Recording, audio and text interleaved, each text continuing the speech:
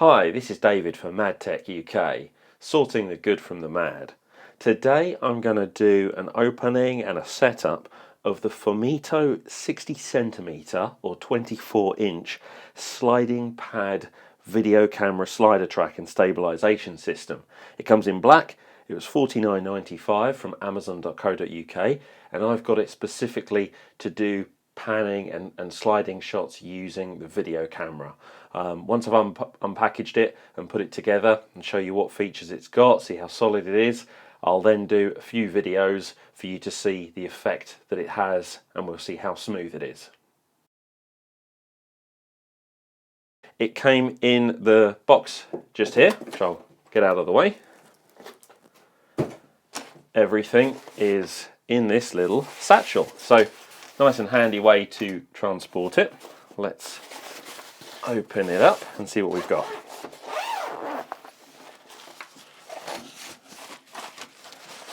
Very nicely wrapped. Lots of individual pieces.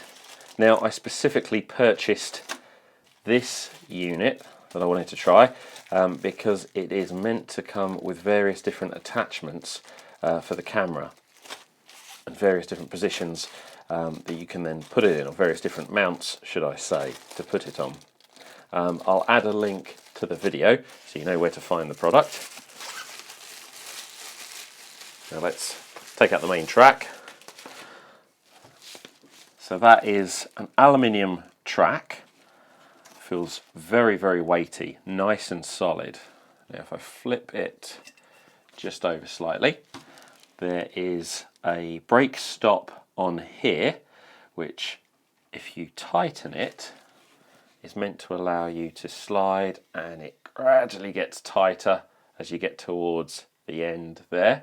So that can give you the kind of camera effect where you can pan along nice and smoothly, and as you get to the end you get to a very gentle stop. And the idea is to get a very sort of good cinematic effect for your video footage. Now this slider is only 60 centimeters long.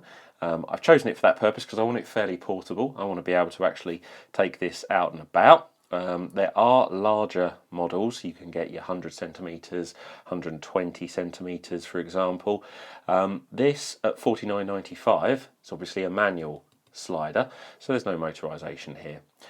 It has mount points included on the base to put it on a tripod.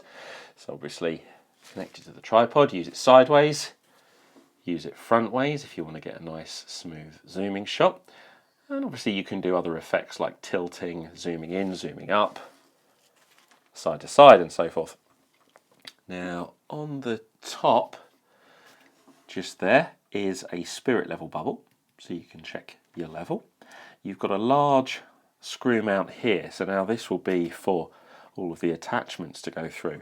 Once again, I'm actually very impressed with the weighting of that. That is a solid piece of aluminium. You can probably see from the profile there, it's just one piece. I'm very impressed with that for the money. That is nice.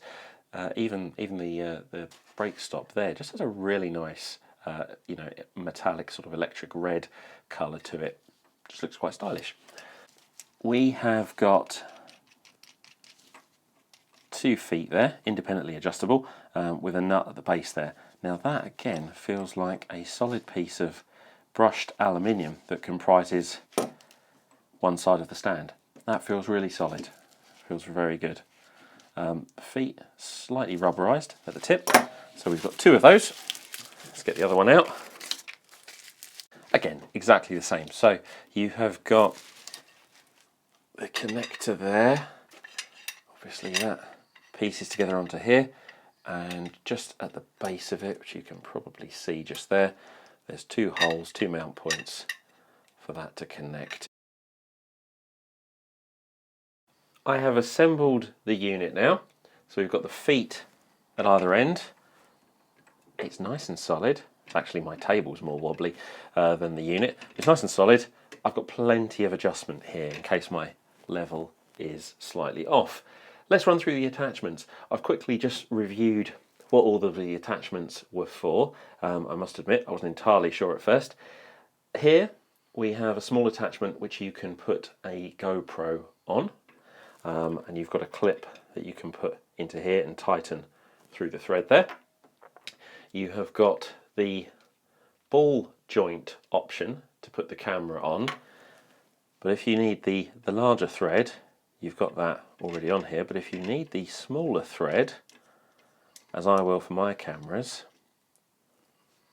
simply unscrew and you've got it there. You can also reposition across the slots that you've got here.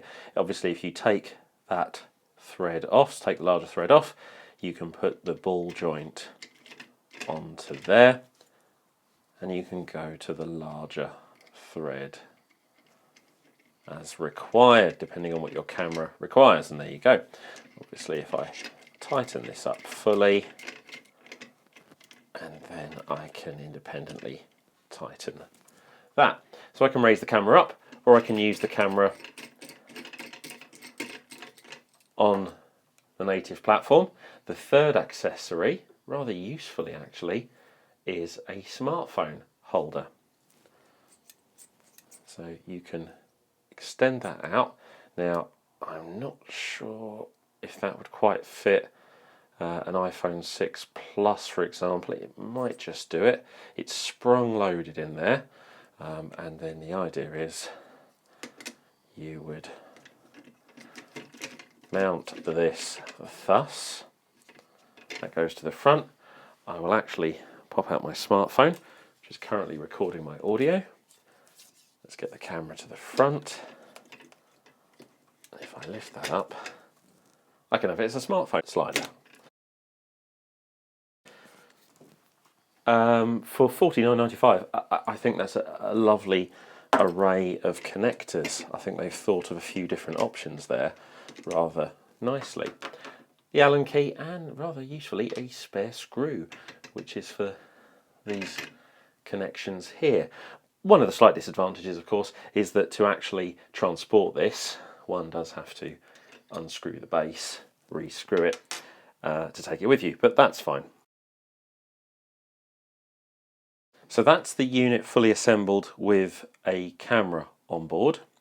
This is the Sony HX400, 50 times optical zoom, and does full HD movie recording.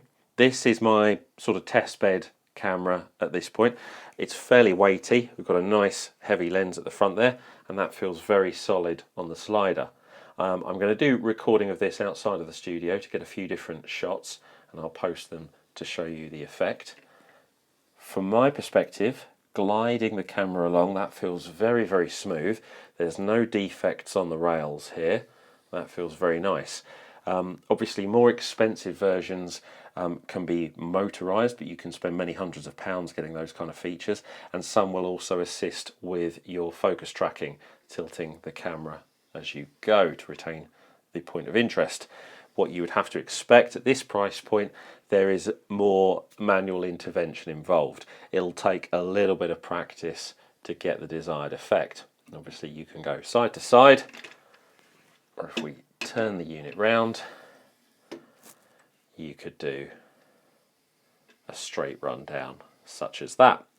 As I say, I'll do a couple of shots like this outside so that you can see the effect, and we'll form a conclusion as to how effective this is as a unit just after.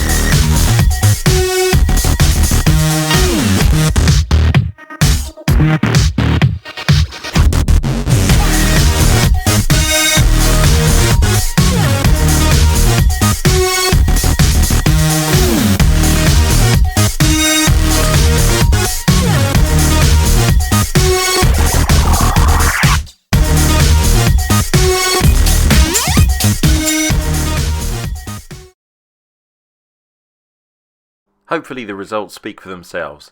If you're on a budget and you're looking for great cinematic effects, the Fomito camera slider gets a massive thumbs up from me. With a great range of accessories included, I think it should satisfy most enthusiasts' needs. And given the price point, you'd be mad to miss it.